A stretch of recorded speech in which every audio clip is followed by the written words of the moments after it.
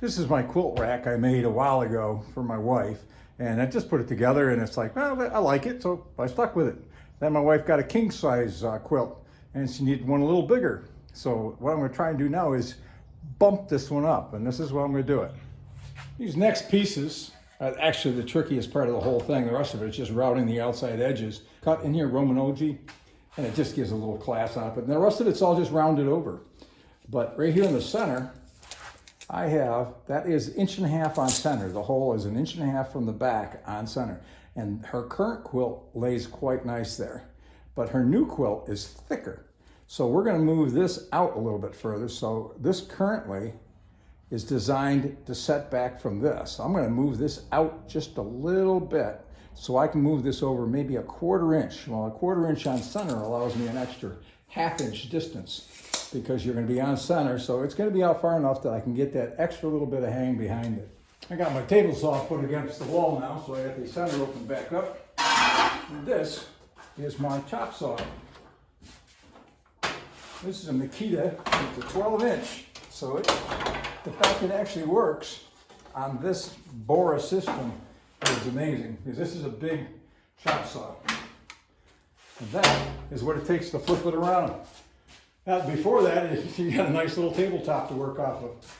First thing I'm going to do is I'm going to take and make 4 pieces that are going to be 8 inches long. And then that will be cut out of that off of my scroll saw. Because I'm cutting out a scroll saw, all I need is a flat edge for the top and a square edge on the back side. So I'm going to go 9 inches.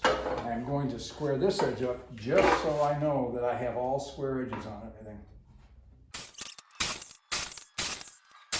Those I'll draw out the diagram on it, make the first one, and then copy it 4 more times. My next piece is a 42-inch, the topper, or the top shelf.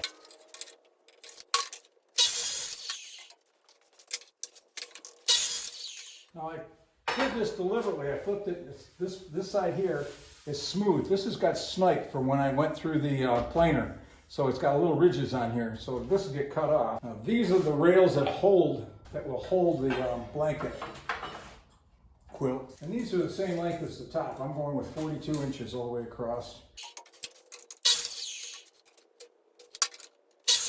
Now all this cutting work wasn't critical. These 4 pieces here are going to set the dimension for the shelf itself. Those can overhang off each other, so you don't really have to be too particular. You can be off by 1 inch, it doesn't make any difference as long as it's uniform. But these, we're going to now figure out what we got to have. Currently I have 35.5. Let's go with 38. Doesn't take long to make this. The base support, top support, your actual top shelf, this is going to get scroll sawed, and just to make it look nice. And then I drill a hole, double 4 holes in, and then clear it out and make a nice piece there. And then these will be the quilt rack rails that'll go inside. So length is no problem, you just make them longer, all right? But this has to be a little bit beefier. So what I'm gonna do is I'm gonna take a pad of paper, and all I'm doing is I quickly draw the line that I have already there, so that gives me my curve that I need for this piece right here. But now I need it to go a little bigger. When you go around your shop and try to find something that's gonna give me the size I need, this is Johnson's paste wax. When I put this on the curve, it's a little bit bigger than what the first one was, but I'm going to take this and move it out. All I need is like 1/4 inch, 3/8 of an inch, all right? And then I'm going to just connect the line, put it right across, stop there, because I don't want to continue the curve to come back around, and then just carry the line straight out. So what I've got is this is my old curve, and this is my new curve. It's going to allow me to drop the bar down just enough to probably another 3/8 of an inch lower than it was before. And it also gives me more mass in front. So I can do 2 things. I can move it out a little bit and down a little bit, because the king size quilt is going to take up a lot of space. Once I decided what I wanted, I take my piece of cherry and repeated it on here. So my new line is going to be following this, but going out to the outside line. And then I'll figure out where my hole is going to go.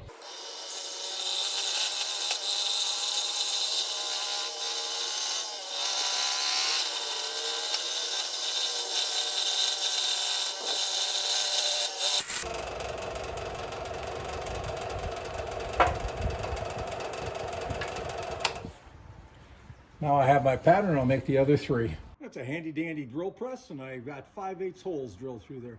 Now I'm going to put on a scroll saw and clear these insides out.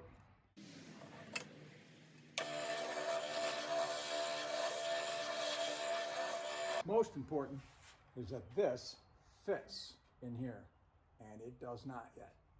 It's just too snug.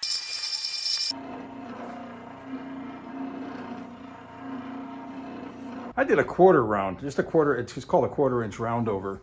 And I did it inside here. It doesn't have enough relief. I don't like it. It hasn't given me what I want. So I'm gonna take it to a 3/8. And this one's just gonna be a little heavier. And you'll see the difference on the round over. It's just a little, but it's enough to make the difference. So I'm gonna take this and round this over again and just see what she looks like.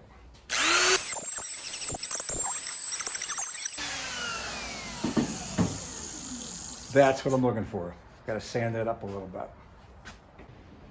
Getting ready to sand up. So I test fit, put it all together and see how it goes. You see a little gap right here. That has more to do with my tabletop than it does the actual woodwork, because that is square. And all that is a larger version of this one.